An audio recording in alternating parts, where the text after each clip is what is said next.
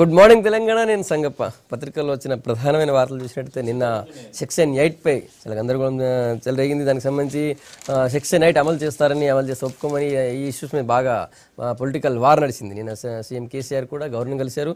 ఎట్టి పరిస్థితుల్లో కూడా సెక్షన్ 8ని ఒప్పుకునేది లేదు, దాన్ని అమలు చేస్తే మాత్రం అవసరమైతే నేను దీక్ష చేస్తాను మళ్ళీ అని చెప్పి ఆయన చెప్పినట్టు తెలుస్తుంది. దానికి సంబంధించిన వార్త ప్రధానంగా అన్ని పత్రికలు కూడా తీసుకున్నాయి. దీని తర్వాత జాతీయ వార్తల్లో కేంద్ర ప్రభుత్వం అన్ని రాష్ట్రాల్లో ఈ స్మార్ట్ సిటీస్ని తర్వాత అమృత్ స్కీమ్ కింద కొన్ని సిటీస్ని తీసుకుంది. అందులో తెలంగాణకు స్మార్ట్ సిటీస్ 2, ఆంధ్రప్రదేశ్కి 3 వచ్చాయి. హయ్యెస్ట్ యూపీకి 13 స్మార్ట్ సిటీలు ఉన్నాయి. దీనికి సంబంధించిన వార్త ప్రధానంగా ఉంది. ఇక ఇతర వార్తలు చూసినట్టు ఈ రోజు నుంచి తెలంగాణలో లారీల బంద్ ఉంది. తర్వాత ఈ ఐపాస్ కింద నిన్న 7 కంపెనీలకి జస్ట్ 10 రోజుల్లోనే పర్మిషన్స్ ఇచ్చేసారు. దానికి సంబంధించిన వార్త కూడా ఉంది. ఈ అంశాలపై చర్చించేందుకు స్టూడియోలో కాంగ్రెస్ నుంచి ఎమ్మెల్యే రామ్మోహన్ రెడ్డి గారు, టీఆర్ఎస్ నుంచి పొలిట్ బ్యూరో మెంబర్ హెరోల శ్రీనివాస్, టీడీపీ నుంచి ప్రతాప్ రెడ్డి గారు, బీజేపీ నుంచి నరహరి వేణుగోపాల్ రెడ్డి గారు మనతో ఉన్నారు. వేణుగోపాల్ రెడ్డి గారు, నిన్నటి వార్త చూసినట్టయితే వేణుగోపాల్ రెడ్డి గారు మీరే ఫస్ట్. నిన్నటి వార్త చూసినట్టయితే కేంద్రం ఈ సెక్షన్ 8ని అంటే టీడీపీ చెప్పిన మాట విని టీడీపీ ప్రెజర్ని తలొగ్గి సెక్షన్ 8ని హైదరాబాద్లో అమలు చేయాలనుకుంటుందా? ఎందుకంటే దీనిలో డైరెక్ట్ అటార్నీ జనరల్ వచ్చాడు, కేంద్ర హోంమంత్రిత్వ శాఖ వచ్చినట్టు వార్తలు వస్తున్నాయి లైన్లోకి వచ్చినట్టుగా. సో ఓవరాల్గా కేంద్రమే హైదరాబాద్ని సెక్షన్ 8 వైపు తీసుకుపోవాలనుకుంటున్నాం అంటే ఏపీ ప్రభుత్వం యొక్క ప్రెజర్ తలొగ్గి. ఇప్పుడు ఈరోజు కూడా పత్రికల్లో వచ్చింది. నిన్న మా కిషన్ రెడ్డి గారు స్పష్టంగా ప్రెస్ మీట్ పెట్టి చెప్పిండు, హోంశాఖ నుంచి ఎలాంటి ఉత్తర్వులు రాలేదు. హోంశాఖ కార్యదర్శి వాళ్ళ స్టేట్మెంట్ ఇచ్చిండు, మేము ఎలాంటి సెక్షన్ 8 మీద గవర్నర్కు ఉత్తర్వులు ఇవ్వలేదు, అమలు చేయమని చెప్పలేదు అని చెప్పి కూడా స్పష్టంగా చెప్పారు. అటార్నీ జనరల్ ఏదైతే ఉన్నదో ఆయన గవర్నర్కు ఒక సూచన చేసినట్టు మీరు ఎలాంటి సమస్య ఉత్పన్నమైనా దాంట్లో ఇన్వాల్వ్ కావచ్చు అని ఒక ఉత్తరం పంపినట్టు అది పత్రికల్లో వచ్చింది. అది కూడా ఎట్లా వచ్చింది అని అంటే ఆయన ఒక పర్సనల్గా ఈయనకు ఒక పర్సనల్గా లెటర్ రాసినట్టు వచ్చింది. అయినా కూడా ఈరోజు ఇక్కడ మేము భారతీయ జనతా పార్టీ పక్షాన కేంద్రం నుంచి ఇప్పటి వరకు ఎన్నిసార్లు చంద్రబాబు నాయుడు గారు పోయి అప్పీల్ చేసినప్పుడు సెక్షన్ 8 ఒక హైదరాబాద్ మీద అధికారాలు కానీ గవర్నర్ యొక్క ఇన్వాల్వ్మెంట్ కానీ ఒక రాష్ట్ర పరిధిలో ఒక ముఖ్యమంత్రి అధికారాలు కట్ చేయడం కానీ భారతీయ జనతా పార్టీ ఆమోదించదు. ప్రజాస్వామ్యాన్ని, చట్టాన్ని గౌరవిస్తుంది. కాబట్టి ఒక రాష్ట్రం యొక్క సరిహద్దులు ఏర్పడ్డ తర్వాత ఒక రాష్ట్ర పరిధిలో ఇంకొక రాష్ట్రం యొక్క అధికారాలు కానీ గవర్నర్ అధికారాలు కానీ ఉండకూడదని సెక్షన్ 3లో ఉంది. రాజ్యాంగం ప్రకారం పోతున్నది. అరుణ్ జైట్లీ గారు స్వయంగా మొన్న కూడా చెప్పారు, ఒక హైదరాబాద్ మీద గవర్నర్ పెత్తనాలను ఆయన రాజ్యసభలో బిల్లు వచ్చినప్పుడే వ్యతిరేకించిండు. అది కరెక్ట్ కాదు. హైదరాబాద్లో ఒక ముఖ్యమంత్రి ఉంటాడు, రాష్ట్రం ఇచ్చేస్తాము, అక్కడ గవర్నర్ అధికారాలు ప్యారలల్ అధికారం మనం ఎట్లా ఇస్తాం? కాకపోతే సెక్షన్ 8 ఏంటంటే ఇక్కడ ఆంధ్రప్రదేశ్ ప్రజలు కొంతమంది ఇక్కడ మైగ్రేట్ అయి ఉంటున్నారు కాబట్టి ఏదైనా గొడవలు అయితే ఏమో అనే దాని మీద ఆ సెక్షన్ 8 అనేది కాంగ్రెస్ ప్రభుత్వం అప్పుడు పెట్టి దాంట్లో మీకు రక్షణ ఇస్తున్నాం, ఏదైనా గొడవలు అయితే గవర్నర్ కల్పించుకుంటారని చెప్పారు. ఇక్కడ గొడవలు అయింది లేదు, గవర్నర్ కల్పించుకోవాల్సిన అవసరం లేదు, కేంద్ర ప్రభుత్వం ఇన్వాల్వ్ కావాల్సిన అవసరం లేదు, ఏది లేదు. చంద్రబాబు మీద వచ్చిన ఆరోపణలు ప్రూవ్ చేసుకునేందుకు సెక్షన్ 8ను వీటిని అడ్డం పెట్టి మేము రాష్ట్రాన్ని ఒప్పుకోకపోయేందుకు వాళ్ళెవరు? అసలు చట్ట ప్రకారం మొత్తం అయిపోయిన తర్వాత మేము చట్టాన్ని ఒప్పుకోము, రాజ్యాంగం ఏమో వర్తించదు, ఈ రాష్ట్ర విభజన ఒప్పుకోవాలంటే అది పిచ్చోళ్ళు మాట్లాడినట్టు ఉంటుంది. ఎవడన్నా ఆమోదిస్తారా దాన్ని? వీళ్ళు ఎవరు ఒప్పుకునేందుకు? వీళ్ళు ఏంది ఆఫ్టర్ ఆల్? వీళ్ళకి ఏం అధికారాలు ఉన్నాయి? చట్ట ప్రకారం మనకు ఒక రాష్ట్రం ఏర్పడ్డది, ఆ రాష్ట్రంలో చట్ట ప్రకారం ఒక ప్రభుత్వం వచ్చింది, పరిపాలన జరుగుతున్నది. నీ మీద వచ్చిన అవినీతి ఆరోపణలు అన్నిటికీ రుద్ది ముడిగట్టి హైదరాబాద్లో ఉన్న ప్రజలకి ఏం సంబంధం? నీ అవినీతిలో ఈ హైదరాబాద్లో మైగ్రేట్ అయిన ప్రజలందరూ నీ అవినీతికి కొమ్ముగాయన్నా? కాబట్టి ప్రజలు కూడా ఇక్కడ ఉన్న మైగ్రేట్ అయిన ప్రజలు కూడా వాళ్ళని మైగ్రేట్ అవ్వడం కూడా తప్పు నన్ను అడిగితే సెటిల్ అయి ఉన్న వాళ్ళు ప్రశాంతంగా ఉంటున్నారు. ఇప్పుడు వాళ్ళు కూడా బాధపడుతున్నారు, ఈ చంద్రబాబు నాయుడు కాబట్టి మేము కూడా ఇక్కడ తలెత్తుకోలేని పరిస్థితి వచ్చింది, మమ్మల్ని వాడుకుంటున్నారని వాళ్ళు కూడా బాధపడుతున్నారు. కాబట్టి ఇవన్నీ మాట్లాడడం, ఇవన్నీ ఓదానుకోటి లింకు పెట్టడం, ప్రజల మధ్యలో అపోహలు సృష్టించడం, ప్రజలలో ఆవేశాలు రెచ్చగొట్టడం, తద్వారా సెక్షన్ 8కు ప్రమాదం అని చెప్పడం, ఇవన్నీ కూడా కుట్రపూరితంగా జరుగుతున్నాయి తప్ప ఇది మంచిగా జరిగేది కాదు. ఇవన్నీ కూడా తెలంగాణ ప్రజలు తిప్పికొడతారు. తెలంగాణ రాష్ట్రం ఏర్పడ్డది, అయిపోయింది, దాని మీద వాళ్ళు మాట్లాడే రైట్ లేదు. ఆయన మీద అవినీతి ఆరోపణలు వస్తే ఆయన ప్రూఫ్ చేసుకోవాలి, చట్ట ప్రకారం ఆయన దాన్ని ఫేస్ చేయాలి, ప్రజాస్వామ్యాన్ని గౌరవించాలి, చట్టాన్ని గౌరవించాలి. నీ మీద అవినీతి ఆరోపణలు వస్తే అన్ని లేని తీసుకొచ్చి పెట్టడానికి ఎవరు ఒప్పుకోరు, మా పార్టీ ఒప్పుకోదు, మా ప్రభుత్వం ఒప్పుకోదు. మేము క్లియర్గా ఉన్నాం, కేంద్ర ప్రభుత్వం క్లియర్గా ఉన్నది, చెప్పేసింది ఆల్రెడీ. ఓకే, రాజ్యసభలో వ్యతిరేకించిన అది కూడా మొన్న చెప్పి నేను అదే అంటున్నాను. ఎర్రల శ్రీనివాస్ గారు, సెక్షన్ 8 అనేది అది పూర్తిగా అమలు సాధ్యం కాదు. నిజానికి సెక్షన్ 8కి రాజ్యాంగానికి వ్యతిరేకం అది ఒక సెక్షన్ 8 పూర్తిగా అమలు చేయాలంటే రాజ్యాంగ సవరణ చేయాల్సి ఉంటుందని చెప్పి పార్లమెంట్లో అరుణ్ జైట్లీ కూడా చెప్పారు. సో అప్పుడు దాని చర్చ కూడా జరిగింది. సెక్షన్ 8 అనగానే సెక్షన్ 8 ఎంతవరకు దానికి శాంటిటీ ఉంటుంది, అది దానికి సాధ్యం ఎంతవరకు అవుతుంది అనేటువంటి అంశం పైన చర్చ జరిగినప్పుడు సో ఒకసారి సడన్గా సెక్షన్ 8 వచ్చేసిందనో లేకపోతే ఇంకేదో జరిగిందని చెప్పి సీఎం కేసీఆర్ టెన్షన్ పడి ఒకసారి వాతావరణం వేడెక్కించే పరిస్థితి ఉంది. సీఎం కేసీఆర్ ఎందుకు టెన్షన్ పడుతుంది, అది నిలబడదని తెలిసిన తర్వాత ఎందుకు అంత టెన్షన్ పడుతున్నారు? ఇది కేసీఆర్ గారి టెన్షన్, ముఖ్యమంత్రి గారి టెన్షన్ కాదు. అంటే ఒక్కసారిగా నేను చెప్తాను. రాష్ట్రం అయితే సెక్షన్ 8 అనేది తెలంగాణ ప్రాంత ప్రజల మనోభావాలను దెబ్బతీయడానికి కొత్తగా తెర మీదకి తెస్తున్నటువంటి ఒక కొత్త రూపంలో వస్తున్నటువంటి నాటకం. సెక్షన్ 8 ఏం చెప్తా ఉన్నది, రాష్ట్రంలో అసాధారణ పరిస్థితులు ఏర్పడినప్పుడు మాత్రమే తప్పనిసరిగా అమలు చేయాల్సినటువంటి అవసరం వస్తుంది. అది ఎప్పుడు ఈ రాష్ట్ర మంత్రివర్గ క్యాబినెట్ ఆమోదంతో ప్రభుత్వంకు చెప్పిన తర్వాతనే గవర్నర్ జోక్యం చేసుకునే అవకాశం ఉందని ఆ క్లాజులో సెక్షన్ 8(3) దాంట్లో క్లియర్ గా మనకు చెప్పింది. చర్చించిన క్యాబినెట్ తో ఆమోదం అంటే చర్చించారు. దాని తర్వాతనే గవర్నరు జోక్యం చేసుకునే అవకాశాలు ఉన్నాయి. సో ఇక్కడ తెలంగాణ రాష్ట్రం ఏర్పడి 12 నెలలు గడిచిన తర్వాత ఎక్కడ కూడా అలాంటి సంఘటనలకు అవకాశం లేదు.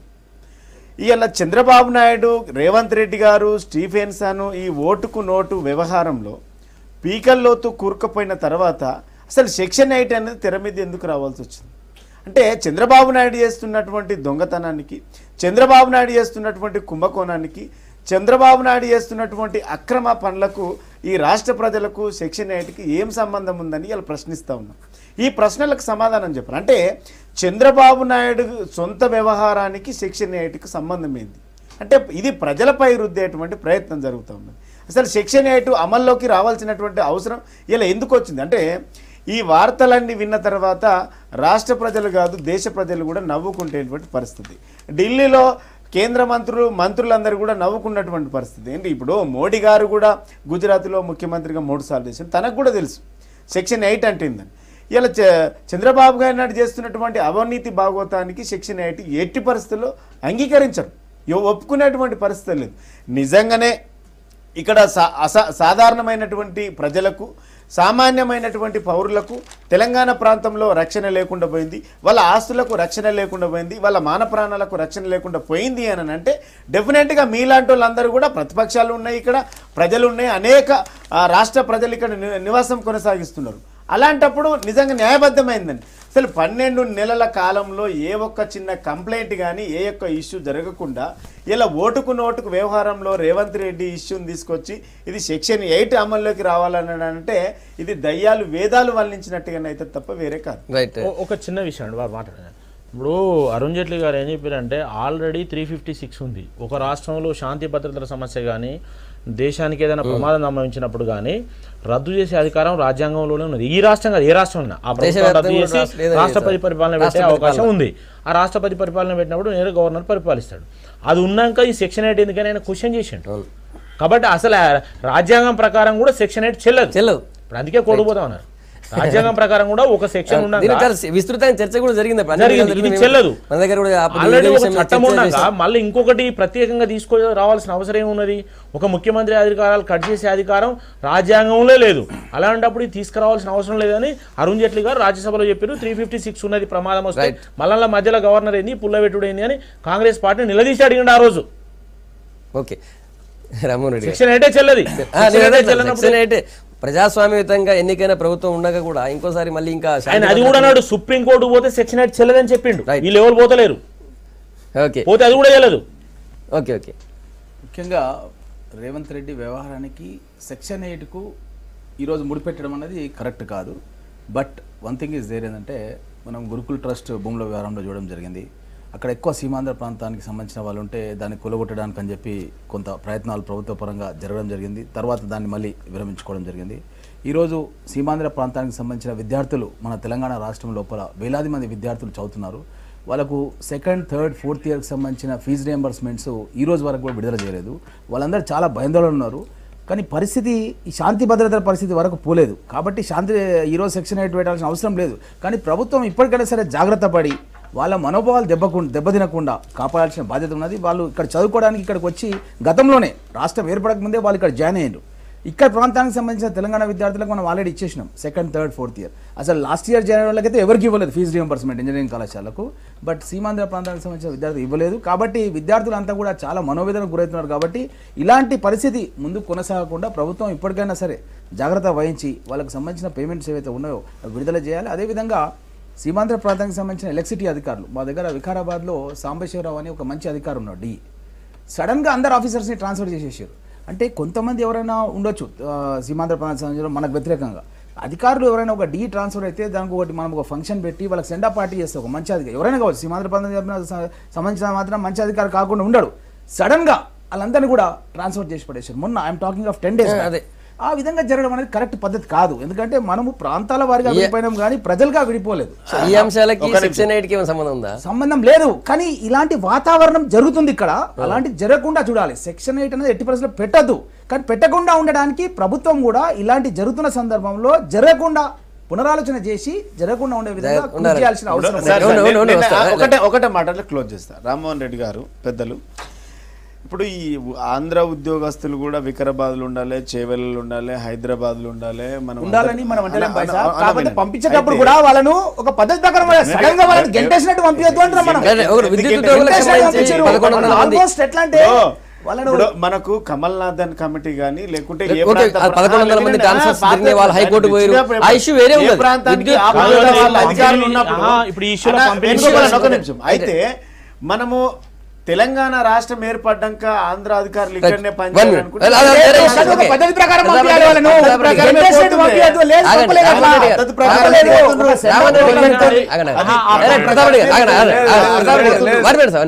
పంపించేది ఇక్కడ ప్రభుత్వం కాదు పంపించేదండి, దానికి ఒక కమిటీ ఉన్నది. కమిటీ ఉంది. ఒక్కసారి 1100 మంది ఒకరిద్దరు కాదు 1100 మంది ట్రాన్స్ఫర్ చేశారు. అది ఇష్యూ వాళ్ళు కోర్టు కూడా పోయారు. అది వేరే ఇష్యూ నడుస్తుంది. చూద్దాం.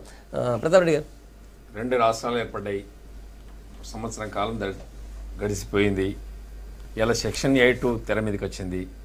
దీనికి కారణం ఎవరు?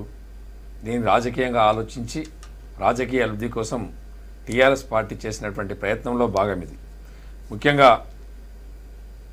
ఈ సంవత్సర కాలం నుండి టీఆర్ఎస్ ప్రభుత్వం పనిగట్టుకొని తెలుగుదేశం పార్టీని టార్గెట్ చేసుకుంటూ పోవడం ఒకటి, ఆంధ్ర వాళ్ళని టార్గెట్ చేసుకుంటూ పోవడం ఒకటి. రెండవది 1956 తీసుకొచ్చారు. ఆ రోజు సమగ్ర సర్వేలో ఆంధ్ర వాళ్ళని మొత్తం ఐడెంటిఫై చేసి పంపించడానికి ప్రయత్నం చేస్తున్నారు.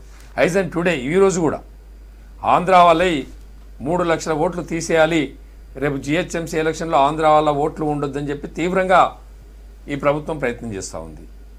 అదే కాకుండా బైసబ్ చెప్పినట్టు గురుకుల ట్రస్టు ల్యాండ్స్ అనేది డిస్మెంటల్ చేయడం.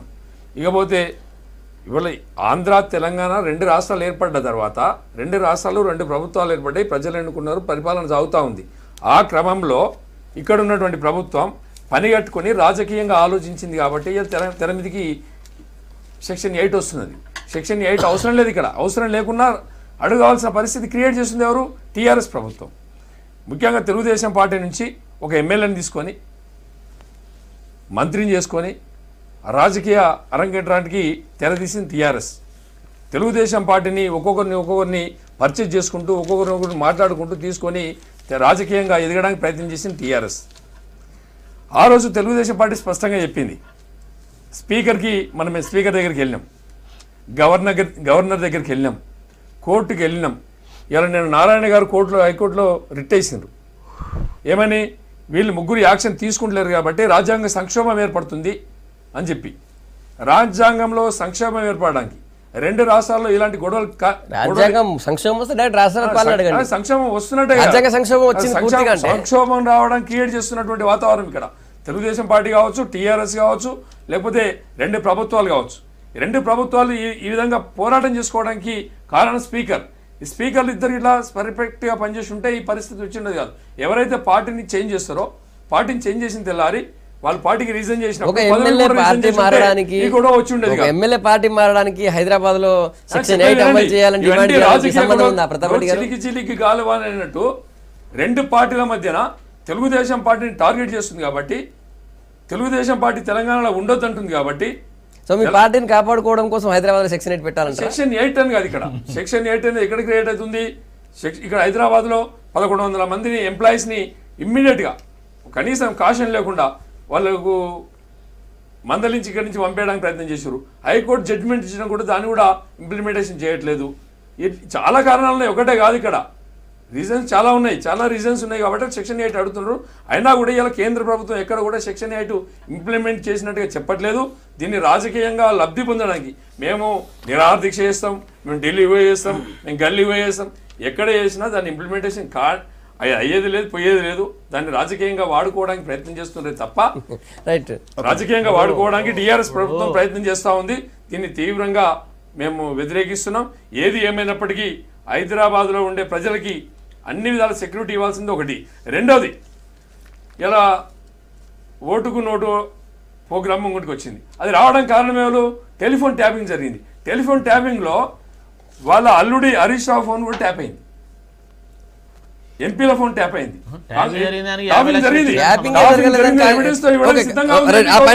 అంటే ఆంధ్రప్రదేశ్ తెలంగాణలో హైదరాబాద్ లో ఉండే ప్రజలకు సెక్యూరిటీ లేదు. ఒక వాళ్ళ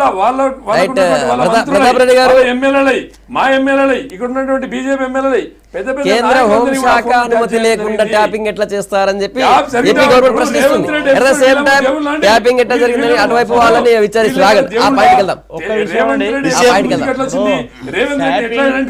ట్యాపింగ్ తర్వాత మాట్లాడదాం. వినండి, ఇవంతా ఈ రేవంత్ టెలిఫోన్ ట్యాపింగ్ లో భాగంగానే ఇదంతా క్రియేట్ అయింది. ఇప్పుడు రేవంత్ రెడ్డి అదంతా సెక్షన్ 8 దాకా వచ్చిందంటారు. ఇప్పుడు దీంతోనే సడన్ ఇప్పుడు ఫోన్ ట్యాప్, ఇప్పుడు మీరు మనతో మాట్లాడుకుంది ప్రజలకు ఎట్లా చేస్తారండి? ఇప్పుడు మన ఇద్దరు మాట్లాడుకుంది ఎర్రల సింగ్ ఎట్లా తెలుస్తుంది? ట్యాపింగ్ చేసింది కాబట్టి మన ఇద్దరు ఉన్నటువంటి అంతర్గత విషయాలు బయటకు వస్తున్నాయి కాబట్టి వాళ్ళ ఇంటెలిజెన్స్ ని పెట్టుకోకుండా ఇంటెలిజెన్స్ కి లెటర్ పెట్టి ఇక్కడ ఉన్న ప్రభుత్వంతో అక్కడ ఉన్నటువంటి నాయకులందరూ ఇప్పుడు వారు అనే దాన్ని బట్టి అర్థమయ్యేది ఏంటంటే మేము దొంగతనం చేసినాము, కానీ మీరు ట్యాపింగ్ చేయకపోతే మా దొంగతనం బయటపడపు, మీరు అనేది వారు అంటారు. అంటే పరోక్షంగా అదే చెప్పేది. మీరు ట్యాపింగ్ ఇప్పుడు జరిగి రెడీ హ్యాండెడ్ గా పైసలు దొరికినాక మీరు తప్పేందని అడిగినప్పుడు మీరు తప్పు చేసినా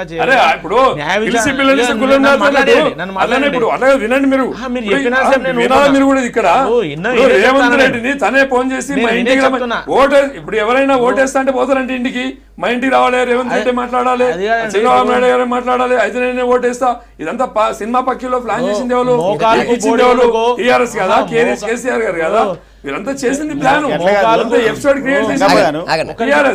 మోకాలకు బోడిగుండుకు లింకు పెట్టడం కరెక్ట్ కాదు. పాలు నీళ్లకు నీళ్లు వేరు చేసి మాట్లాడాలి. తొండి మాటలు మాట్లాడకూడదు. తొండి మాటలు మాట్లాడకూడదు. ఇక్కడ మీరు దొరికింది అవినీతి అనేది దొరికినప్పుడు దాని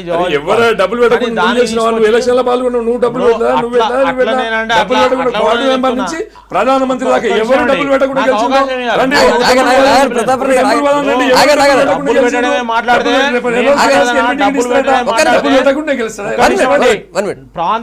డబ్బులు పెట్టడమే మాట్లాడితే ప్రాంతీయ పార్టీలు పెట్టినంత డబ్బులు జాతీయ పార్టీలు పెడతలేవు. మీరు వ్యక్తులుగా కుటుంబ పార్టీగా వ్యక్తుల పార్టీగా దాన్ని ఏర్పాటు చేసుకొని ఒక పాత సంస్థానాలుగా ఏర్పాటు చేసుకొని రాజకీయం చేయాలని ఇష్టం ఉన్నట్టు అవినీతి పనులు చేస్తూ ఇష్టం ఉన్న డబ్బులు సంపాదించుకుంటూ ఇలా మమ్మల్ని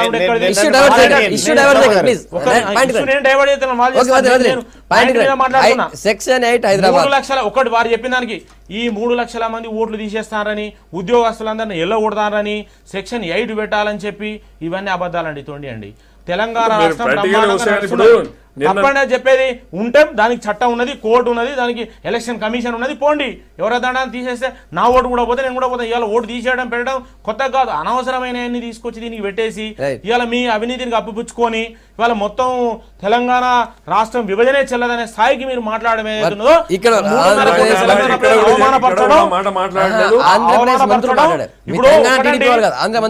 మేము చెప్తున్నాం. శ్రీనివాస్ యాదవ్ గారిని తీసుకుంటే తప్పే, అది ఆ ప్రభుత్వం జవాబు చెప్పాలి. అది నైతికంగా తప్పని ఎప్పుడూ చెప్పినాం మేము. శ్రీనివాస్ యాదవ్ గారిని ఒక పార్టీని తీసుకొని మంత్రి పదవి ఇచ్చి రాజీనామా ఆమోదించకపోవడం, దగ్గర పెట్టుకోవడం అనేది అనైతికం. అది తప్పే అంటాను మేము. కానీ అవన్నీ కరెక్ట్ అంటలేము. అవన్నీ ఉన్నాయి కాబట్టి నువ్వు చేసింది కూడా కరెక్ట్ అనేది కరెక్ట్ కాదంటాను మేము. రైట్. ఇప్పుడు తెలుగుదేశం పార్టీ గత 20 రోజులుగా అసలు సమాధానం చెప్పట్లేదు. సమాధానం చెప్పకుండా ఇష్యూను డైవర్ట్ చేస్తూ గాయ చేస్తూ ఉన్నారు. 2 అంశాలు. ఫోన్ ట్యాపింగ్ అని కొత్త ఎపిసోడ్ మొదలుపెట్టిండ్రు. ఫోన్ ట్యాపింగ్ వేరు, ఫోన్ రికార్డు వేరు. అది తెలుసుకోవాలి తెలుగుదేశం పార్టీ నాయకులు. ఫోన్ ట్యాపింగ్ చేయాలన్నది తెలంగాణ రాష్ట్ర ప్రభుత్వం చాలా క్లియర్గా చెప్పింది. మళ్ళీ కూడా చెప్తున్నాం మేము V6 సాక్షిగా, తెలంగాణ రాష్ట్ర ప్రభుత్వం ఎక్కడ కూడా ఫోన్ ట్యాపింగ్ చేయలే. ఫోన్ ట్యాపింగ్ చేయాలంటే దానికి ఒక విధానం ఉంటుంది, అది కూడా తెలుసుకోండి ప్రతాప్ రెడ్డి గారు.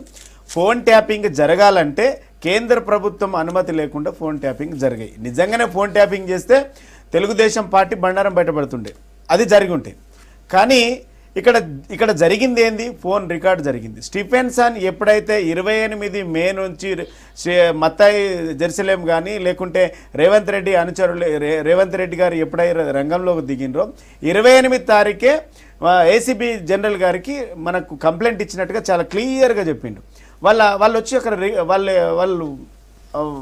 వాళ్ళ ప్లాన్లో, వాళ్ళు ఏసీబీ ప్లాన్లో వాళ్ళు ఉన్నారు. పట్టుకోవడానికి కంప్లైంట్ ఇచ్చిన తర్వాత పట్టుకోవడానికి. సార్ నేను చెప్పినాక మీరు చెప్పండి. నేను చెప్పినాక ప్రతాప్ రెడ్డి గారు నేను చెప్పినాక మీరు చెప్పండి. మీరు మాట్లాడినప్పుడు నేను విన్నా, మీరు మాట్లాడేదాకా వినండి. మీరు సమాధానం ఉంటే చెప్పండి. వాళ్ళ ప్రయత్నంలో వాళ్ళు చేసిండ్రు, అవన్నీ కూడా రికార్డ్స్ అన్ని కూడా వాళ్ళు బయటకు చూపించిన తర్వాత మళ్ళీ మా ఫోన్లు ట్యాప్ అయినాయని, మా ఫోన్లకు ఈ రాష్ట్ర ప్రభుత్వము మొత్తం 120 ఫోన్లు ట్యాప్ చేసిందని, 23 తారీఖు మా IG ఫోన్ రికార్డ్ అయిందనేసి చెప్పింది. ఇవాళ తర్వాత 120 మంది ఫోన్లు ట్యాప్ అయినాయని 12 తారీఖు తర్వాత చెప్తా ఉన్నారు. అంటే రేవంత్ రెడ్డిని అరెస్ట్ చేయకపోతే, చంద్రబాబు నాయుడు వాయిస్ గొంతు రికార్డ్ అయిందని ప్రపంచానికి తెలియకపోతే ఈ ప్రయత్నం అంతా జరిగేది కాదు. అంటే మీరు చేస్తున్నది ఏంది? రేవంత్ రెడ్డిని పంపింది కరెక్టే, 50 లక్షలు ఇచ్చింది కరెక్టే, స్టీఫెన్సన్తో మాట్లాడింది కరెక్టే, చంద్రబాబు నాయుడు మాకు ఓటేస్తే 5 కోట్లు ఇస్తాం, ఓటు వేయకుండా బయటకు పోతే 2.5 కోట్లు ఇస్తామని చెప్పింది కరెక్టే. ఇవన్నీ కరెక్ట్ కాదని మీ నాయకుడు ఎక్కడని చెప్పిండా? ఇది చెప్పకుండా ఇలా ఇక్కడ రాష్ట్రంలో సంక్షోభం వచ్చింది మా తెలంగాణ రాష్ట్రంలో కాదు, సంక్షోభం వస్తున్నది మీ తెలుగుదేశం పార్టీలో. మీ సంక్షోభానికి మిగిలిన పార్టీల మీద రుద్దాల్సినటువంటి అవసరం లేదు. రెండు క్లియర్గా తెలుసుకోండి. ట్యాపింగ్ వేరు, రికార్డు వేరు. ఇక్కడ జరిగింది రికార్డు మాత్రమే. ఈ రికార్డును ఫోరెనిక్స్ కూడా తెలుస్తా ఉన్నది, చంద్రబాబు నాయుడు అని వాయిస్ అని క్లియర్గా తెలుస్తా ఉన్నది. మరి చంద్రబాబు నాయుడు అరెస్ట్ కాక తప్పదు. ఈ ఇష్యూలు పక్క పెట్టి సెక్షన్ 8 వచ్చింది, 1100 మందిని తెలంగాణ వచ్చినాక ఆందోళన ఇక్కడ పెట్టుకుంటారా? చెప్పండి, తెలంగాణ ఎందుకోసం తెచ్చుకున్నాం? ఇలా మీరు తెలంగాణను అడ్డుకున్నారు, సెక్షన్ 8ను కూడా అమలు కోరుకుంటారు. అంటే తెలంగాణ రాష్ట్ర ప్రజలు క్షేమంగా ఉండడం తెలుగుదేశం పార్టీకి ఇష్టం లేదు. తెలంగాణ ప్రాంతంలో ఆంధ్ర వాళ్ళే బాగా ఉండాలని తెలుగుదేశం పార్టీ కోరుకుంటాం. తెలంగాణలో ఆంధ్ర వాళ్ళు కూడా ఉండాలని కోరుకుంటాం. ఏదైనా అన్నదమ్ముల్లాగా విడిపోవాలి.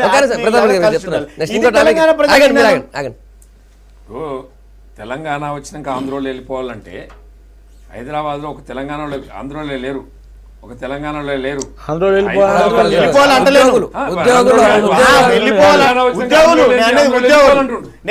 ప్రతాప్ రెడ్డి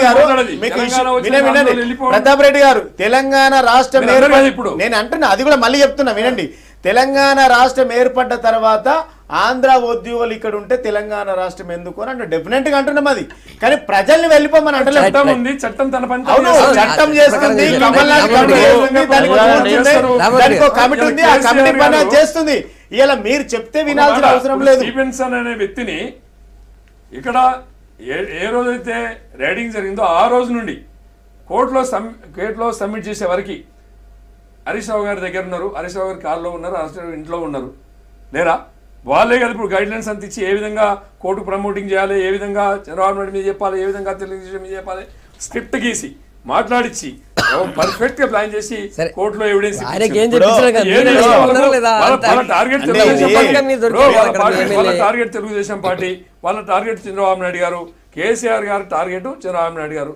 దానిలో భాగంగానే ఇదంతా ఎపిసోడ్ నడుస్తా ఉంది. ఇదంతా కరెక్ట్ కాదు. నేనేమంటా అంటే తెలుగుదేశం పార్టీ స్పష్టంగా చెప్పేది హరీష్ రావు గారు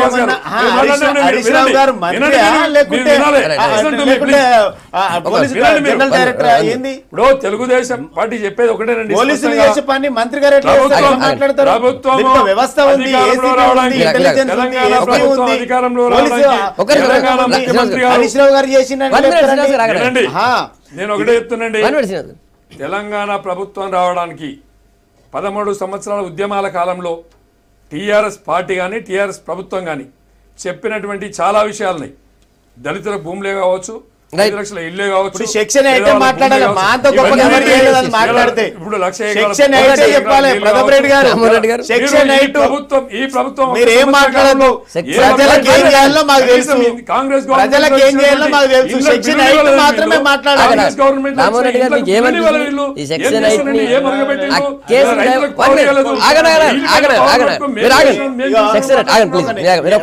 పవర్ ఇవ్వాలంటే సెక్షన్ 8 రైతులు మా అంత గొప్ప వివరణ ఇచ్చింది. అసలు ఎవరైనా ప్రతాప్ రెడ్డి గారు ఇన్ఫర్మేషన్ లేకపోతే తెలుసుకొని మాట్లాడండి. తెలుసుకొని మాట్లాడండి. ఎమ్మెల్యే గారు మాట్లాడి తెలంగాణ రాష్ట్ర ముఖ్యమంత్రి చెప్పినటువంటి వ్యక్తి తెలంగాణ ఉద్యమం వచ్చిందే అసలు భూములు ఉద్యోగాల గురించి. భూములు ఉద్యోగాల గురించి వచ్చిన తర్వాత ఇవాళ తెలంగాణ వచ్చిన తర్వాత కూడా తెలంగాణ ఇవాళ అంబేద్కర్ యూనివర్సిటీకి వాళ్ళు స్పందిస్తలేరు. వాళ్ళ ఎటు అయిపోవాలి, అయిపోకుండా నానబెట్టి కోట్లలో పోయి కేసులు పెట్టి ఇంకీనే ఉంటాం అంటే సెక్షన్ 8 ఈ ఇష్యూ కేవలం ఈ కేసుని పక్కదారి పట్టించడానికో నీరు గార్చడానికి వచ్చిందా, లేకపోతే కేంద్ర ప్రభుత్వం దగ్గర మనకు సాన్నిధ్యం ఉంది, కేంద్ర ప్రభుత్వంతో నాకు అలయన్స్ ఉంది కాబట్టి హైదరాబాద్ మీద మళ్ళీ మనం పట్టు సాధించాలని ఉద్దేశంతో చేసిందా? ఇట్లా నీకేం రకరకాల చర్చ జరుగుతుంది. ఇంతకుముందు చెప్పడం జరిగింది, సెక్షన్ 8కు రేవంత్ రెడ్డి వ్యవహారానికి ముడిపెట్టడం అనేది సరికాదు, నో వే. బట్ థింగ్ ఏంటంటే అసలు మూలాలు ఏంటి, ఇదంతా జరగడానికి కారణాలు ఏంటిది అని మనం విశ్లేషిస్తే కనుక తప్పకుండా మాకు మొట్టమొదటిసారి మేము ఎమ్మెల్యేలుగా పోయినప్పుడు గౌరవ ముఖ్యమంత్రి గారు చెప్పిండ్రు అసెంబ్లీ లోపల, 4 సంవత్సరాలు మనం ఎలాంటి రాజకీయాలు చేయొద్దు, 5వ సంవత్సరంలోనే మనం రాజకీయాలు చేద్దాం, అన్ని నియోజకవర్గాలు అభివృద్ధి చేసుకుందాం, even opposition party leaders constituencies కూడా మనం అభివృద్ధి చేద్దాం అన్న మాట చెప్పడం జరిగింది. కానీ చెప్పిన తర్వాత కొన్ని రోజులకే యాదయ్య మా దగ్గర ఉన్నాడు చెవెల నుంచి, తనని తీసుకుపోయి పార్టీ కండువా కప్పి నాకు 5 కోట్ల పని ఇస్తే ఆయనకి 25 కోట్ల పని ఇవ్వడం, ఆయనకు 100 బెడ్స్ హాస్పిటల్ ఇస్తా అని చెప్పడం చెవెల, 311 జీవో కేంద్ర ప్రభుత్వం తెలుగుదేశం పార్టీ కావచ్చు కాంగ్రెస్ పార్టీ కావచ్చు శాసనసభ్యులను తన పార్టీలో కండువా కప్పి పార్టీ కార్యాలయంలో చేర్చుకోవడం మూలంగా వాళ్ళకు న్యాయపరంగా ప్రజాస్వామ్యబద్ధంగా రావాల్సినటువంటి ఒక MLC BJP and TDP alliance లో ఒక ఎమ్మెల్సీ వాళ్ళకి రావాల్సింది ఉంది. ఒకవేళ ఈ అతను కనుక చేర్చుకోకుండా ఉండింటే, తను ఇచ్చిన మాట కట్టుబడి అసెంబ్లీలో ఇచ్చిన మాట కట్టుబడి ఉండింటే వాళ్ళకి ఒక ఎమ్మెల్సీ వస్తుండే. ఈ రోజు ఇలాంటి సంఘటన జరిగేది కాదు. ఈ రోజు ముఖ్యంగా స్టీఫెన్సన్ కోర్టులో ఇంకొకటి తప్పుడు వాగ్మూలం ఇచ్చాడు, పేపర్లో కూడా వచ్చింది, దాని మీద కూడా చాలా అనుమానాలు వస్తున్నాయి. తను చెప్పింది ఏంటంటే ఎవరి గురించి ఇదంతా జరిగింది అని అధికారులు కోర్టులో అడిగినప్పుడు ఇది వెంపల్లి నరేందర్ రెడ్డి పేరు చెప్పడానికి బదులు తను రాఘవేందర్ రెడ్డి అని ఒక వేరే పేరు కూడా చెప్తున్నాడు. అసలు దీంట్లో ఏం జరుగుతుంది, ఇంకేమైనా ప్రెషర్లు జరుగుతున్నాయా చూసుకుంటే ఇప్పుడు వాళ్ళు ఏం చెప్పినా వీళ్ళు ఏం చెప్పినా న్యాయ వ్యవస్థ ముందుకు పోయింది కాబట్టి వాళ్ళు చూసుకుంటారు. ఇప్పుడు ఒకటి సంగప్ప గారు, రామ్మోహన్ రెడ్డి గారు రాజకీయాలు చేయద్దు కరెక్టే, అందరం కలిసి పని చేద్దాం అవన్నీ చెప్పిండు కరెక్టే, కానీ ఇక్కడ దొంగతనం జరుగుతుంటే కూడా మౌనంగా ఉందామని ఎవరు చేసింది అది కాదు మాట. ఇప్పుడు అట్లా మాట్లాడితే గంటా శ్రీనివాస్ అది కూడా చెప్పాలి. గీత గారిని ఎందుకు తీసుకున్నారు, చాలా మంది తీసుకున్నారు. వినండి, తెలుగుదేశం పార్టీకి వినండి పైసా వినండి, తెలుగుదేశం పార్టీకి టీఆర్ఎస్ పార్టీని విమర్శించే నైతిక హక్కు లేదు, గుర్తుపెట్టుకోండి. ఇవన్నిటికీ తెలుగుదేశం పార్టీ. అయితే మీరు శ్రీనివాస్ యాదవ్ ఎందుకు తీసుకున్నారంటే మీరు గంటా శ్రీనివాస్ ఎందుకు తీసుకున్నా చెప్పాలి మరి. కానీ ఇక్కడ ఇప్పుడు రామ్మోహన్ రెడ్డి గారు చెప్పింది దొంగలను పట్టుకోవద్దు, అరెస్టులు చేయొద్దు. మీరు అసెంబ్లీలో చెప్పిన మాట కట్టుబడి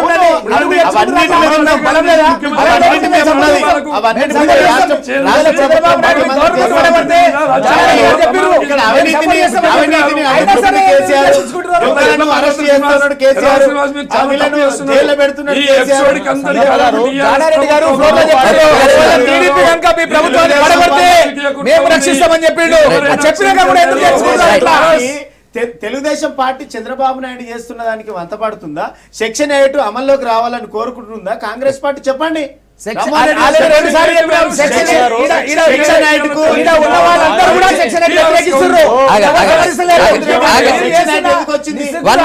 ఇతర పార్టీలకు సంబంధించిన వాళ్ళను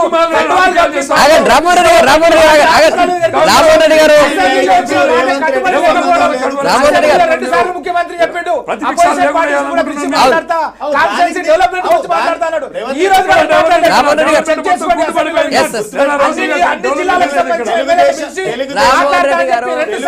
ముఖ్యమంత్రి ఈ రోజు వరకు కూడా పిలిచి మాట్లాడలేదు. కేవలం ఆయన ఫామ్ హౌస్ కి పిలిచి పార్టీలో చేర్పించుకున్నారు తప్ప పార్టీకి సంబంధించి అయితే ఎర్రల శ్రీనివాస్ గారు అడిగినట్టుగా హైదరాబాద్ లో సెక్షన్ 8 ని మీరు ఒప్పుకుంటారా? హైదరాబాద్ లో లా అండ్ ఆర్డర్ ని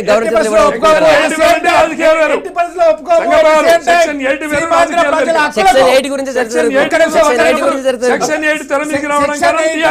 ఎట్టి పరిస్థితుల్లో కాంగ్రెస్ పార్టీ వ్యతిరేకిస్తుంది. నెంబర్ 1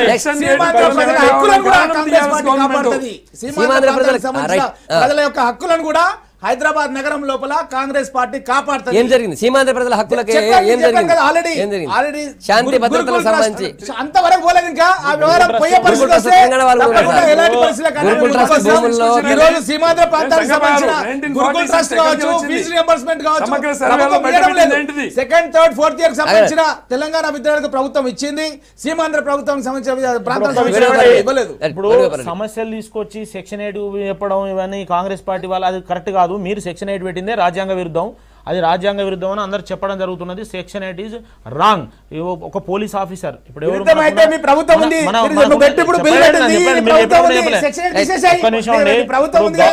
ఇక్కడ ఉన్న గవర్నరు ఐపీఎస్ ఆఫీసర్, ఆయన అత్యున్నత స్థాయిలో పనిచేసిన వ్యక్తి, ఆయన రాజ్యాంగ విలువలు తెలుసు, ఆయన సెక్షన్ 8 తెలుసు. కాబట్టి ఆయనకు వదిలిపెట్టండి. మీరు ఊకి ఎందుకు మాట్లాడుతున్నారు? ఆయనకు తెలుసా విషయం, ఆయన చెప్పాడు. వీళ్ళు తెలుగుదేశం వాళ్ళు పోయినప్పుడు చెప్పనియండి, వీళ్ళు పోయినప్పుడు ఏమన్నారంటే సెక్షన్ 8 గురించి వీళ్ళు పోయి కంప్లైంట్ చేసినప్పుడు సెక్షన్ 8 మీరే ఉల్లంఘిస్తారు, ఇక్కడ పోలీస్ స్టేషన్లు పెట్టడం ఏంది, మీరు ఇక్కడ ప్రత్యేక అధికారాలు ఏంది, మీరే ఉల్లంఘిస్తారని ఆయనే చెప్పిండు. ఒకటే ఒక్క నిమిషం, ఆయనే చదువుకొని సంస్కారం ఉన్న వ్యక్తి గవర్నర్. మీరు కొన్ని రోజులు గవర్నర్ విమర్శిస్తారు, లేకపోతే గవర్నర్ తీసి పారేయాలంటారు, గవర్నర్ ఎట్లా పడితే అట్లా మాట్లాడతారు. ఏంది వీళ్ళు సెక్షన్ 8 ఇంకోటి ట్యాపింగ్ తీసుకొచ్చి దీనికి పెడతారు. ఇవన్నీ తప్పండి. ఇప్పుడు రెండు రాష్ట్రాలలో రెండు పార్టీలకు స్పష్టమైన మెజార్టీ వచ్చింది. మీరు స్పష్టమైన మెజార్టీ వచ్చిన తర్వాత మీరు మంచిగా పరిపాలించి మీరు రెండు రాష్ట్రాలను అభివృద్ధి చేయాల్సింది పోయి ఇది రెండు రాష్ట్రాలు పార్టీ ఫిరాయింపు చట్టాన్ని ఉల్లంఘించి రాజ్యాంగాన్ని ఉల్లంఘించి హైదరాబాద్ లో సెక్షన్ 8 మళ్ళీ దాన్ని తీసుకొచ్చి సెక్షన్ 8 పెట్టి ట్యాపింగ్ పెట్టి ప్రజలను పిచ్చోలం చేసి వానలు పడ్డాయి. ఇప్పటి వరకు ఇక్కడ రైతులకు రుణాలు అందుతలేవు, ఇవన్నీ అందులో సమస్యలు వేరుకపోయి ఉన్నాయి. అవన్నీ వదిలిపెట్టి దరిద్రపులు ఎంత పెట్టుకొని ప్రజలకు ఇంకొక విషయం, వేణుగోపాల్ రెడ్డి గారు నిన్న కేంద్ర ప్రభుత్వం మొత్తం దేశంలో ఉన్నటువంటి కొన్ని సిటీస్కి స్మార్ట్ సిటీస్గా ఎంపిక చేసి వాటికి అవన్నీ లిస్ట్ ఫైనల్ చేసింది. అందులో తెలంగాణ నుంచి 2, ఆంధ్రప్రదేశ్ నుంచి 3 సిటీస్ మాత్రమే ఎంపిక చేసింది. యూపీలో 13, తమిళనాడులో 12, మహారాష్ట్రలో 10 సిటీస్ని ఎట్లా దాదాపు అన్నింటిలో కూడా మనకంటే చాలా ఎక్కువగా ఉన్న సిటీలు. నిజానికి 2 రాష్ట్రాలు కూడా అటు ఆంధ్రప్రదేశ్ కావచ్చు, తెలంగాణ కావచ్చు, 2 రాష్ట్రాలు కొత్తగా ఏర్పడ్డ రాష్ట్రాలు. ఈ 2 రాష్ట్రాలకి కేంద్ర ప్రభుత్వం అండగా నిలవాల్సిన పరిస్థితిలో పోయి ఎందుకు ఇంత చిన్న చూపు చూసింది కేంద్రం?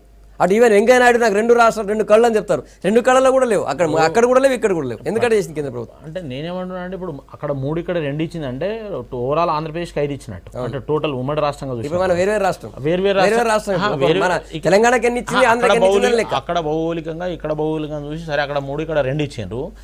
అట్లాంటి ఇంతకన్నా తక్కువ ఇచ్చిన స్టేట్స్ కూడా ఉన్నాయి. వాళ్ళు ఏదో కొన్ని ఈ 2 రాష్ట్రాలు కూడా కొత్తగా ఏర్పడ్డాయి. ఈవెన్ ఆంధ్రప్రదేశ్ మాట్లాడితే కూడా ఆంధ్రప్రదేశ్ లో కొత్తగా మాట్లాడారు, వాళ్ళ క్యాపిటల్ సిటీ కూడా లేదు వాళ్ళకి నిజానికి. అయితే ఇప్పుడు మనం ఏమంటాం అంటే ఇప్పుడు ఇక్కడ ఉన్నది కూడా తెలుగు మంత్రే కాబట్టి పట్టణాభివృద్ధి శాఖ మంత్రి, ఇక్కడ నష్టం జరుగుతుందని మేము అనుకోవడం లేదు. ఇక్కడ ఉన్న పరిస్థితులను బట్టి అంటే వాళ్ళు ఏదో కొన్ని కులమానాలు పెట్టుకొని ఉంటారు, అవి నేను ఇప్పుడు స్టడీ చేయలేదు. ఆ కులమానాల ప్రకారం ఇచ్చినట్టున్నది. ఎందుకంటే ఉత్తరప్రదేశ్ చాలా పెద్ద రాష్ట్రంగా చూసినప్పుడు ఈ రాష్ట్రంతో 200 ఉన్నప్పుడు దాన్ని బట్టి అక్కడ 4 ఉండాలి, జనాభా డెన్సిటీ కూడా ఎక్కువ ఉన్నది. అక్కడ జనాభాను తీసుకుంటారు, వైశాల్యం తీసుకుంటారు. తెలంగాణలో అర్బనైజేషన్ ఎక్కువ, తెలంగాణ జనాభా ఎక్కువగా పట్టణాలు కదా. ఇప్పుడు జనాభాను తీసుకుంటారు, వైశాల్యాన్ని తీసుకుంటారు, అక్కడ ఉన్న బ్యాక్వర్డ్ తీసుకొని అదేదో ఈక్వేషన్ లో వాళ్ళు చేయడం జరిగింది. మెయిన్ సౌత్ లో బీజేపీ పార్టీ పెద్ద బలంగా లేదు ఎక్కడ కూడా, కాబట్టి వాళ్ళు ఇలాంటి ప్రయత్నాలు చేస్తున్నారని చెప్పి భావిస్తున్నాం. ఎందుకంటే మాకు రంగారెడ్డి జిల్లాలో వికారాబాద్ గురించి కూడా తెలంగాణ ప్రభుత్వం ఆల్రెడీ ప్రతిపాదించింది, అయినా సరే ఎక్కడ కూడా చోటు రాలేదు. నేను అనుకోవడం అయితే సౌత్లో బీజేపీ స్ట్రాంగ్ లేదు, కాబట్టి వాళ్ళు ఎక్కడైతే స్ట్రాంగ్లో ఉన్నారో అక్కడే ఫండ్స్ పెట్టేసి వాళ్ళు డెవలప్ చేస్తున్నారు అనే దానికి ఉదాహరణ ఇది. సో పార్టీ ఎక్కడ బలంగా ఉంటుందో ఎక్కడ బలపడుతుంది భవిష్యత్తులో కేవలం పార్టీని రాజకీయం దృష్టిలో పెట్టుకుని పెట్టుకుని వాళ్ళు చేస్తారు. ఇప్పుడు తమిళనాడులో మా పార్టీ ఉన్నదా? తమిళనాడుకి ఎందుకు ఎక్కువ ఇచ్చింది ఉత్తరప్రదేశ్ తర్వాత? అంటే ఇవన్నీ అండర్స్టాండింగ్స్ ఉన్నాయి. ఆల్రెడీ జయలలితని పోయి మీరు ఆల్రెడీ మీ మంత్రి పోయి అరుణ్ జైట్లీ పోయి ట్వీట్ చేసిండు. ఆమెకి ఎప్పుడైతే కోర్టు నుంచి అది వచ్చిందో పోయి ట్వీట్ చేసిండు. కేంద్ర మంత్రి పోయి ట్వీట్ చేయాల్సిన అవసరం లేదు. ఆమె ఇంకా ఫైనల్ గా బయటికి ఏం రాలేదు. ఏదో ఎన్టీఆర్ మాట రాగానే పోయి నేషనల్ పార్టీ ప్రతినిధి అండి, మీరు ఒక నేషనల్ పార్టీ ప్రతినిధి, మీరు సౌత్ నార్త్ అనేది తీసుకురావద్దు. అట్లంటే తమిళనాడుకి ఇచ్చారు కదా, మరి తమిళనాడు సౌత్ కాదా? కర్ణాటకలో మా ప్రభుత్వం ఉందా? అక్కడ ఎందుకు ఎక్కువ ఇచ్చారు? ఏమి ఇచ్చారు? తమిళనాడు బ్రహ్మాండంగా ఇచ్చారు. కర్ణాటక ఇవ్వలేదు. కర్ణాటక అక్కడ పరిస్థితిని బట్టి అక్కడ ఇచ్చారు. ఓకే, మన ఈ రెండు రాష్ట్రాలకైతే విషయాలు జరిగింది. ఇక్కడ 10 జిల్లాలు ఉన్నాయి, అక్కడ 13 జిల్లాలు ఉన్నాయి. కనీసం ఇంకొక మనకి ఇప్పుడు ఇక్కడ 2 అక్కడ 3 ఇచ్చిండ్రు, ఇక్కడ 4 అక్కడ ఒక 6 ఇచ్చి ఉంటే సాటిస్ఫాక్షన్గా ఉండేది. అట్లా ఎవ్రీ ఇయర్ ఇస్తారు కాబట్టి 5 సంవత్సరాలలో మొత్తం తెలంగాణ ఆంధ్రప్రదేశ్లో కూడా ఉన్న డిస్ట్రిక్ట్స్ అని కూడా స్మార్ట్ సిటీస్గా మార్చే అవకాశం ఉండాల్సింది. మరి వెంకయ్య నాయుడు గారు కూడా అక్కడనే ఉన్నారు కాబట్టి ఏ విధంగా ఆలోచించారో చెప్పలేం. కాబట్టి వెంకయ్య నాయుడు గారు రాష్ట్రానికి కూడా రాలేదు, తెలుగు రాష్ట్రాలు ఏది ఏమైనప్పటికీ నష్టం జరిగింది, 2 రాష్ట్రాలకు నష్టం జరిగిందని చెప్పి తెలుగుదేశం పార్టీ స్పష్టంగా రైట్. శ్రీనివాస్ గారు, కేంద్రము 29 రాష్ట్రాలను 28 రాష్ట్రాలను ఎట్లా చూస్తుందో కూడా తెలంగాణ రాష్ట్రాన్ని కూడా అదే విధంగా చూడాల్సిన అవసరం ఉంటుంది. ఎందుకంటే కేంద్ర ప్రభుత్వం అన్నది ఈ రాష్ట్రాలన్నీ అన్నిట్లను ఒకే భావనతో చూడాల్సినటువంటి అవసరం ఉన్నది. ఈస్ట్కు వేరు చూస్తాం, సౌత్కు వేరు చూస్తాం, నార్త్కు వేరు చూస్తాం అనే అభిప్రాయము కేంద్ర ప్రభుత్వానికి కానీ ప్రధానమంత్రికి కానీ భారత ప్రభుత్వానికి కూడా ఉండకూడదనేది నా అభిప్రాయం. ఎందుకంటే భారతదేశంలో 4 మూలలు అభివృద్ధి చెందితే భారతదేశానికి ఒక పేరు వస్తుంది. కాబట్టి నేను అనుకోవడం లేదు ఈస్ట్కి ఒక రకంగా వెస్ట్కి ఒక రకంగా ఇస్తుందని. కానీ ఆ తారతమ్యాలు అనేటి లేకుంటే ఆ యొక్క భావన అనేది మంచిది కాదు. ఒకవేళ ఉంటే తెలంగాణ రాష్ట్రానికి నిజంగా కూడా గత మనం 1 ఇయర్ నుంచి చూస్తే వచ్చేటువంటి నిధులలో కూడా కొంత అన్యాయం జరుగుతూ ఉన్నది. కాబట్టి ఆ అన్యాయాన్ని జరగకుండా మేము కొత్తగా రాష్ట్రం ఏర్పడ్డాం, మాకు అనేకమైనటువంటి నిధుల అవసరం ఉంటుంది, అనేకమైనటువంటి సంక్షేమాల మనం చేయాల్సినటువంటి అవసరం ఉంటుంది. మేము ఈ రాష్ట్ర ప్రభుత్వము భారతదేశంలో ఒక నెంబర్ 1 రాష్ట్రంగా తీర్చిదిద్దాలనేటువంటి ఒక అభిప్రాయం ఉన్నది. దీనికి కేంద్ర ప్రభుత్వం సహకారం మాకు సంపూర్ణంగా కావాలి. మాకు ఉన్నటువంటి అంశాలను ఇంకా జోడించి ఇంకా మాకు రావాల్సినటువంటి పథకాలను కానీ స్మార్ట్ సిటీ విషయంలో కూడా కేంద్ర ప్రభుత్వాన్ని కోరి ఇంకా ఎక్కువగా తెచ్చుకునేటువంటి అవకాశాన్ని మేము తీసుకుంటాం. కేంద్ర ప్రభుత్వం ఈ ప్రాంతం పైన ఈ రాష్ట్రం పైన చిన్న చూపు చూడొద్దు అనేటువంటిది మా అభిప్రాయం. ఇప్పుడు చిన్న చూపు చూసిందా లేదా ఏమనుకుంటున్నారు? అంటే ఇప్పుడు చిన్న చూపు చూపించింది అంటే ఇప్పుడు ఉన్న దాంట్లో అక్కడ 3 ఇచ్చి ఇక్కడ 2 ఇచ్చింది అంటే కూడా మాకు ఇంకా కావాల్సినటువంటి అవసరం ఉన్నది. హైదరాబాద్ అనేది తెలంగాణ రాష్ట్రానికి హైదరాబాద్ ఒక బ్రాండ్ ఇమేజ్. సో హైదరాబాద్ ప్రాంతానికి ఆంధ్రప్రదేశ్కి ఎంత ఇస్తారో తెలంగాణకు కూడా గంతే ఇవ్వాలి. మీరు ఇప్పుడు ఆంధ్రప్రదేశ్ పోల్చుకోవడానికి లేదు, ఆంధ్రప్రదేశ్ కూడా 3 ఇచ్చినారు. వాళ్ళు 13 జిల్లాలకు కూడా 3 సిటీస్. డెవలప్మెంట్ నేను అనేది ఇప్పుడు అక్కడ 35 ఇచ్చి ఇక్కడ 15 ఇస్తే కూడా ఇవాళ మాకు ఎందుకు తక్కువ ఇస్తుంది అనేది మా భావం. అదేవిధంగా వాళ్ళకి ఇచ్చినందుకు కాదుకుంటారు, మాకు కూడా అదే స్థాయిలో ఇవ్వాలి. ఆంధ్రప్రదేశ్ కూడా ఇవ్వాలి, నిజానికి ఇవ్వాలి. మొత్తానికి 2 రాష్ట్రాలు కూడా కార్యక్రమానికి ఉమాభారతి గారిని చంద్రశేఖరరావు గారు ముఖ్యమంత్రి, అదేవిధంగా హరీష్ రావు గారు పరుమారు ఉత్తరాలు డైరెక్ట్గా పోయి ప్రత్యేకత కలిసి ఇన్వైట్ చేయడం జరిగింది. వస్తామని చెప్తారు, రాలేదు. వెయిట్ చేసి ఇక విధులేని పరిస్థితుల్లో ముఖ్యమంత్రి స్టార్ట్ చేసిండు. ఈరోజు మా కాన్స్టిట్యున్సీలో పరిగిలో 125 చెరువులు చేయాలి. మేము లేట్గా స్టార్ట్ కావడం మూలంగా ఓన్లీ ఒక 50 చెరువులే చేసినాం. దీనికి కారణం బీజేపీ ప్రభుత్వం. ఈ స్మార్ట్ సిటీస్ కి చెరువులకు సంబంధం లే పథకాల విషయంలో వస్తామని చెప్పి ప్రభుత్వం ఖచ్చితంగా చూస్తుంది. వాళ్ళు పైలాన్ కట్టడం జరిగింది, పెద్ద ఎత్తున పైలాన్ కట్టి ఇనాగ్రేషన్ చేయడానికి పిలిస్తే వస్తా అని చెప్పి ఒక్క పథకం కాదు ఎన్నో పథకాల లోపల కేంద్ర ప్రభుత్వము తెలంగాణ రాష్ట్రాన్ని చిన్న చూపు చూస్తుంది. ఇక్కడ పథకాలు చేయడం లేదు. వాళ్ళు ఒకవేళ రాకుంటే రామని చెప్తే మా దగ్గర పనులు స్టార్ట్ అవుతుండే. ఈ రోజు వరకు ఒక బిల్లు పేమెంట్ కాలేదు. రామ్మోహన్ రెడ్డి గారికి దాని మీద సమాచారం లేదనుకుంటా. నేను ప్రతి ఒక్క చెరువు టీఆర్ఎస్ ఎమ్మెల్యే తిరగలేడు పైసా. మీరు మాట్లాడారు విషయం అడిగి చెప్తున్నా. వస్తా చెప్పి ఎవరు అడిగినారు?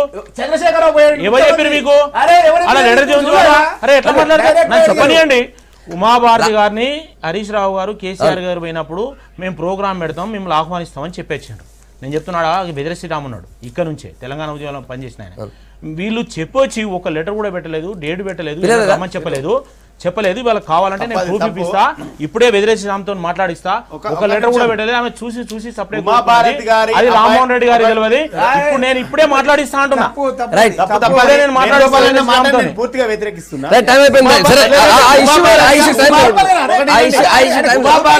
ఉమాభారత్ గారు వస్తామని చెప్పి వరంగల్ టైం ఇచ్చిండ్రు, రాలేదు, అది ఒప్పుకోవాలి. రైట్ అదే వేరే ఇష్యూ. Thank you.